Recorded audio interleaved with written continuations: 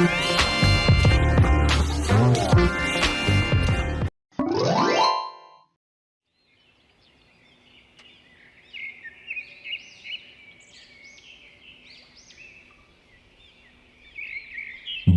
ভোলে, bomb bomb ভোলে।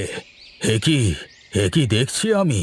না না না না, এ কখনোই হতে পারে না। আমি থাকতে এ কখনোই হতে দেব না। দাঁড়া বিমল, তুই কি কিছু শুনতে পেলি?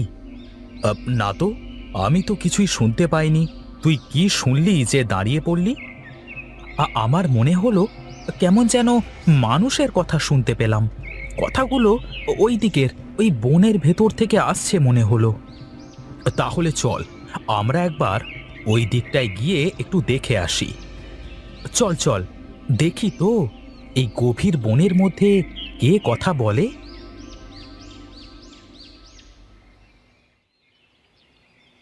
ওই দেখ বিমল, ওখানে এক সাধু বসে আছে মনে হচ্ছে। হ্যাঁ রে, তাই তো দেখছি। চল চল, গিয়ে দেখি সাধুর কাণ্ড কারখানা। শোন বিমল, ওখানে গিয়ে আবার উল্টোপাল্টা কিছু বলিস নে কিন্তু। কেন কেন?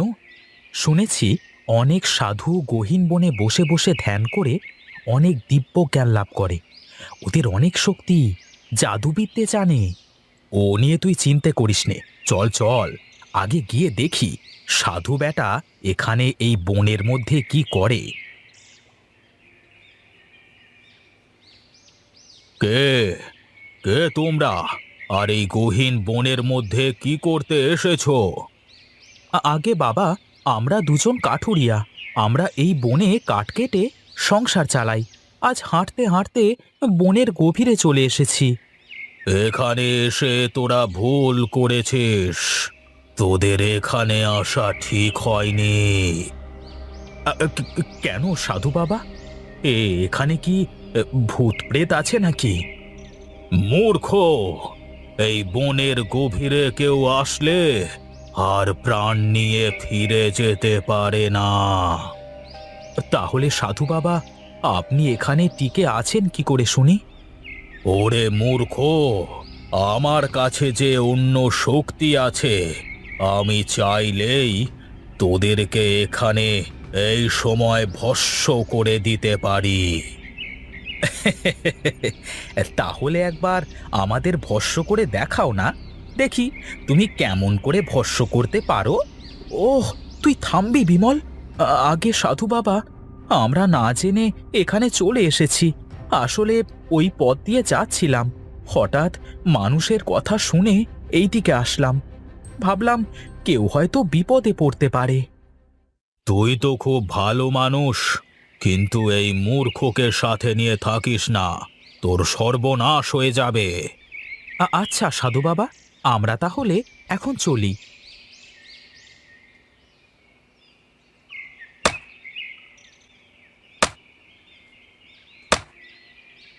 আজ বেশি দূরে চলে এসেছি রে বিমল, তাড়াতাড়ি হাত চালা, সন্ধ্যার আগেই বাড়ি ফিরতে হবে।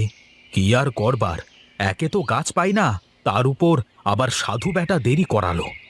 সাধু বাবার সাথে তোর ওভাবে কথা বলা উচিত হয়নি, যদি কিছু করে দিত। কি আর করবে, ওর তন্ত্রমন্ত্র আমার উপরে খাটতো না। আর বেশি কথা বললে কুড়াল দিয়ে একটা কোপ দিতাম, তারপর দেখা যেত। অত সাহস ভালো না রে বিমল, এইসব লোকেদের সাথে কখনো পাঙ্গা নিতে যাবি না। আরে তুই কথা না বলে তাড়াতাড়ি হাত চালা, আমার কিন্তু প্রায় কাটা শেষ হয়ে এলো।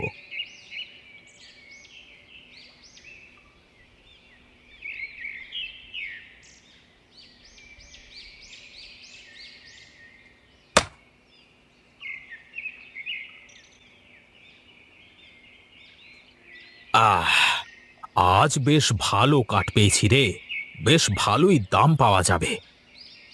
ভালো দাম দিয়েই বা আর কি হবে? সেই তো ঘরের বাজার সদাই করতে গেলে সব পয়সা ফুরিয়ে যাবে। তাহলে এখন বাড়িতে যা, কাল সকালে গিয়ে কাঠগুলো বিক্রি করে আসব। ঠিক আছে, তাহলে আমি চললাম। সকালে যাবার সময় একটু ডাক দিয়ে যাস কেমন?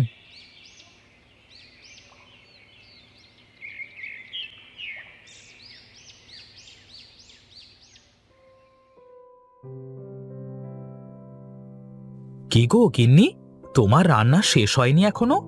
রান্না তো প্রায় শেষ হয়েই গেল। তা তোমার আজ আসতে এত দেরি হলো যে? আজ হাঁটতে হাঁটতে বনের অনেক ভিতরে চলে গিয়েছিলাম, তাই তো কাঠ কেটে আসতে এত দেরি হয়ে গেল। তুমি হাত মুখ ধুয়ে ঘরে গিয়ে বসো, আমি এসে তোমাকে খেতে দিচ্ছি। একটু তাড়াতাড়ি করো, খিদে পেট যেন চোঁচো করছে।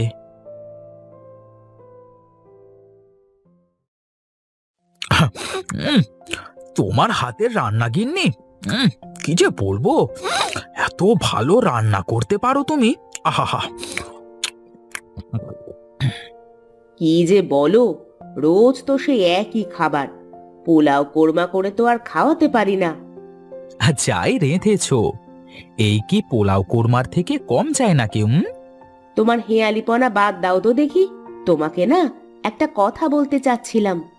তা বলে ফেলো, বলে ফেলো। কথা কখনো মুখের ভেতরে রাখবে না, যা মনে আসবে ফটাফট বলে দেবে। শীতকাল চলে আসলো, ঘরে একটুও আতপ চাল নেই যে। পিঠে আটা বানায় দেব তোমায়। ও নিয়ে তুমি চিন্তা করো না গিন্নি, কাল কাঠগুলো বিক্রি করে বাজার থেকে তোমাকে আতপ চাল এনে দেব।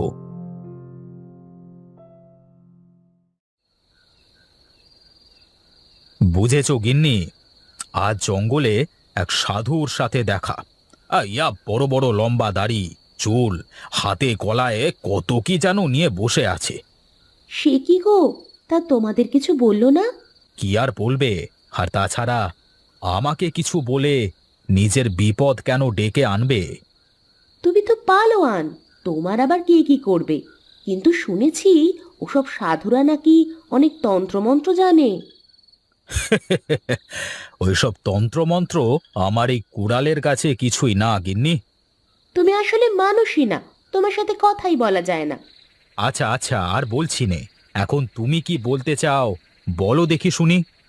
আমি বলছিলাম কি, আমাদের তো কোনো ছেলে পেলে হয় না, অনেকই তো চেষ্টা করলাম। তুমি একবার ওই সাধুর কাছে গিয়ে দেখো না, কিছু করতে পারে কিনা। আচ্ছা আচ্ছা, ঠিক আছে, কালকে আবার যখন জঙ্গলে কাঠ কাটতে যাব তখন কথা বলবো। এখন ঘুমোতে দাও একটু, সকাল সকাল আবার কাঠ নিয়ে বাজারে যেতে হবে।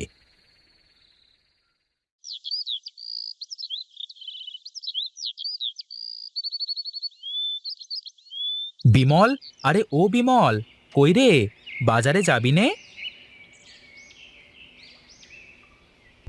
হ্যাঁ হ্যাঁ, চল যাই, আমি তো তোর জন্যই পথ চেয়ে বসেছিলাম। তাই না? চল চল, তাড়াতাড়ি যেতে হবে।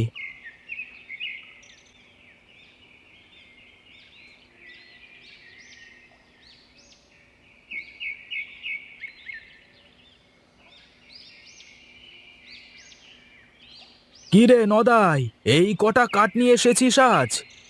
এই কটা কাঠ না দাদা, এইদিকে এসো, দেখো কি কাঠ নিয়ে এসেছি। দেখি দেখি, কি কাঠ?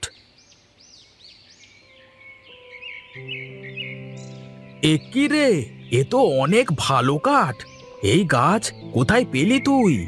কোথায় পেলাম না শুনে কেমন দাম দেবে তাই বলো। তা দুজনের তো দেখি একই কাঠ, আজ একটু বেশি দাম দেব। আয় আয়, এইদিকে আয়।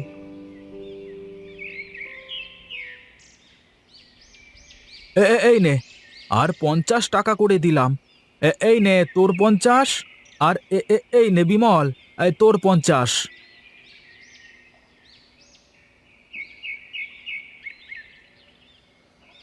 বলেছিলাম না, এই কাঠে দামটা একটু বেশি পাবো। চল চল, এখন তোর বৌদির জন্য আতপ চাল নিয়ে যেতে হবে। এই শীতে নাকি তার তেলে ভাজা খেতে ইচ্ছে হয়েছে।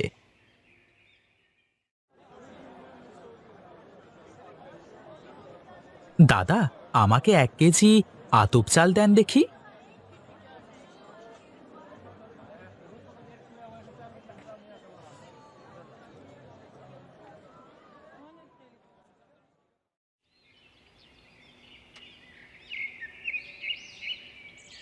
বৌদিকে বলিস আমিও কিন্তু তেলে ভাজা খেতে আসবো।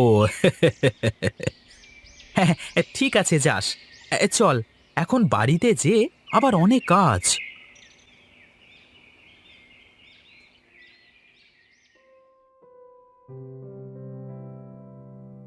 ওহ গিন্নি, তেলে ভাজাটা যা বানিয়েছো না, সেই স্বাদ। তাই নাকি? তা পেট ভরে খেয়েছো তো? আমার তো পেট একদম ভরে গেছে। তুমি এক কাজ করো, আমার গামছাতে দুটো তেলে ভাজা বেঁধে দাও, বিমলকে দেব, খেয়ে ফেলবে। আমি চললাম গিন্নি, যাই দেখি কিছু কাঠ আনতে পারি কিনা।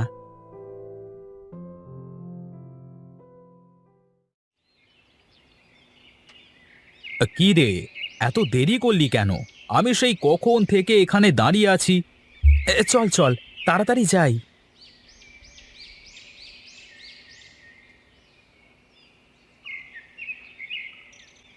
কি হলো?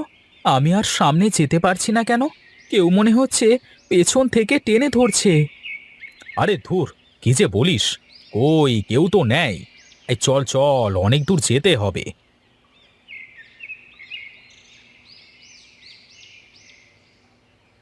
কি, আমি আর হাঁটতে পারছি না কেন? কে যেন টেনে ধরে রেখেছে মনে হচ্ছে। আরে কি বলছিস? আমি তো কাউকেই দেখতে পাচ্ছি না।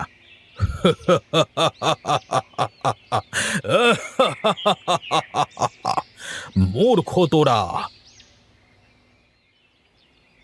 তোরা কি জানিস তোদের সাথে কি হতে পারে? আমি আমি কিছুই জানি না সাধু বাবা, আমাকে বাঁচান।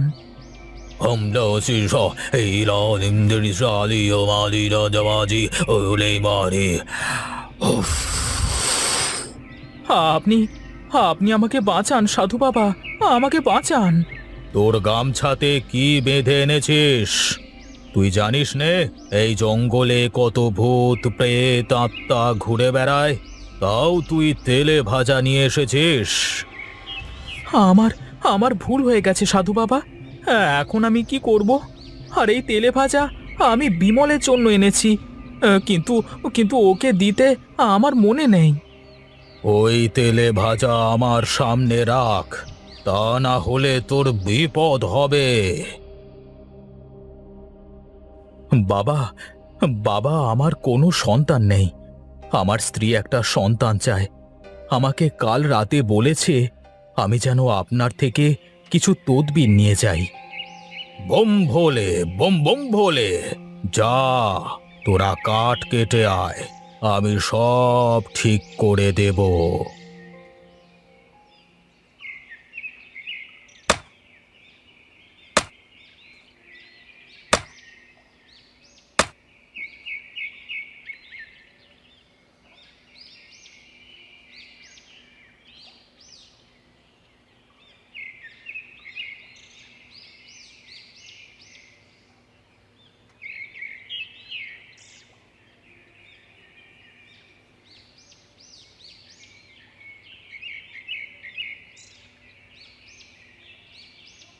সাধু বাবা, বলুন এখন আমি কি করব?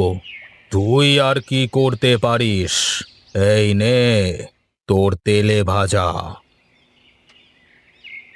কিন্তু সাধু বাবা, এই তেলে ভাজা দিয়ে কি হবে? মূর্খ, এটা গিয়ে তোর গিন্নিকে খাওয়াবি। আর শোন, এটা আমি দিয়েছি তা বলবি না। ঠিক আছে সাধু বাবা, আমরা এখন চলি তাহলে।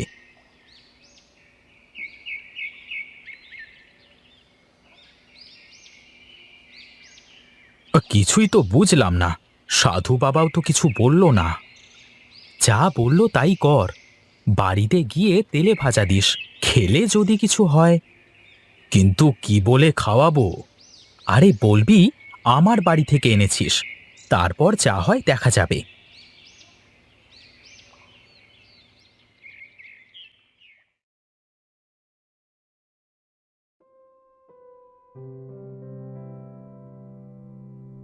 এ মা, তেলে ভাজা কোথায় পেলে? আহ, নদায়ের বাড়িতে গিয়েছিলাম, বৌদি দিয়েছে তোমার জন্য। তাই বুঝি? শীতের দিনে তেলে ভাজা খাওয়ার মজাই আলাদা। তা সাধু বাবার কাছে তুমি যাওনি আজ? না, গিয়েছিলাম তো, কিন্তু সাধু বাবাকে ওখানে পাইনি। কাল আবার যাব, দেখব পাই কিনা তাকে। ঠিক আছে, একটু গিয়ে সব কথা খুলে বলবা, যদি উনি কিছু করতে পারেন। আজকে আমার কি খুশি লাগছে, আমি বাবা হতে যাচ্ছি। তাহলে দেখলি তো সাধু বাবার তেলেজ মাতি তেলে ভাজায় কেমন কাজ করলো। আসতে বল, কেউ শুনে নেবে। কি যে বলিস, এবার বিশ্বাস করলি তো যে সাধু সন্ন্যাসীরা অনেক কিছু জানে? হ্যাঁ হ্যাঁ, এবার বুঝলাম। তা না হলে কি আর তেলে ভাজা দিয়ে এসব সম্ভব? ভাগ্যিস তোকে আগে দিইনি, তাহলে তো তুই খেয়ে নিতিস। এখন থেকে প্রতি শীতে আমার বাড়িতে তোর আর বৌদির জন্য তেলে ভাজা বানানো হবে। তোরা আসবি আর খাবি। কি গো, তোমরা ওদিকে দাঁড়িয়ে এত হাসাহাসি করতে আছো কেন? এদিকে এসো। কি দাদা, তোমরা দূরে দাঁড়িয়ে এত হাসছিলে কেন? আরে খুশির সময় হাসবো না তো কাঁদবো নাকি?